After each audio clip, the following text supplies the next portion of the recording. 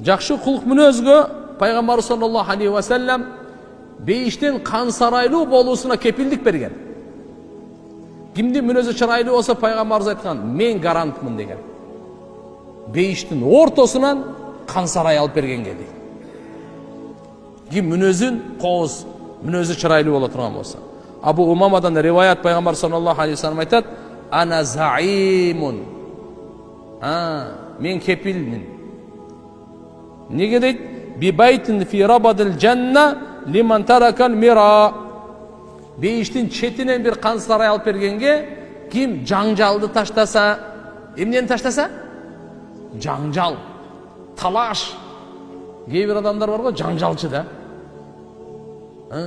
Жаңжалды таштаса, ва хува ин кана мухиккан, акыйкатта болуп туруп да.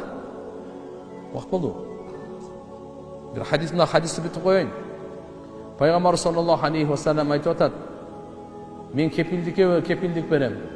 Ким жаңжалды таштаса, акыйкатта болуп туруп да талаш тартышты таштаса, бейиштин четинен кан сарай алып бергенге кепилдик, гарант берем" дейт. Экинчиси: "Би байтин фи васатил жанна лиман таракал кади ва ин кана мазихан."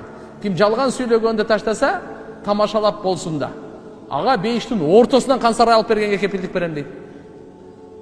"Ва би байтин фи а'лал жанна лиман хассана хулукаху."